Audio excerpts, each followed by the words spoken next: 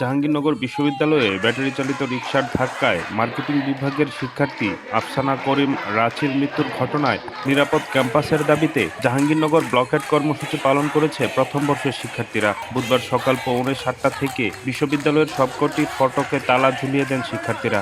এরপর বিশ্ববিদ্যালয়ের প্রধান ফটকে অবস্থান নেয় তারা। শিক্ষার্থীরা জানায় তারা নিরাপদ ক্যাম্পাস নিশ্চিত সহ 8 দফা দাবিতে জাহাঙ্গীরনগর ব্লকেট কর্মসূচি পালন করেছে। তাদের কর্মসূচি চলাকালে ক্যাম্পাসে কোনো ধরনের যানবাহন প্রবেশ করতে দেওয়া হয়নি।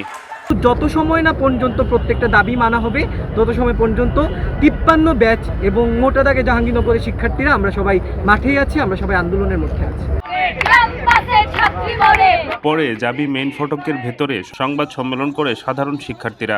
এদিকে জাবি শিক্ষার্থী আফসানা রাঁচির নিহতের ঘটনায় দায়িত্বে অবহেলার কারণ দেখিয়ে কথিত রিকশা লাইসেন্স বিক্রেতা বিশ্ববিদ্যালয়ের ডেপুটি রেজিস্ট্রার আব্দুর রহমান বাবুল সহ 4 জনকে বহিষ্কার করেছে বিশ্ববিদ্যালয় কর্তৃপক্ষ। আলোচনার সাপেক্ষে এই কথাগুলো বলবেন। আমাদের শিক্ষার্থীদের ছোট মাথায় এটা বোধগম্য হয় না, কোন বাবা মা তার সন্তানের ক্ষতিপূরণ নিয়ে আলোচনা করতে তাদের সাথে রাজি হবে না। 4, মেডিকেল সেন্টারের জরুরি সেবায় মানোন্নয়ন করতে হবে। আমাদের মেডিকেল সেন্টারে হচ্ছে নাফা ট্যাবলেট বাদে আর কিছুই পাওয়া যায় না। আমার মাঝে মধ্যে মনে হয় ক্যান্সারের রোগী নিয়ে গেলেও তারা সম্ভবত বলবে যে নাফা ট্যাবলেট দিলে ঠিক হবে।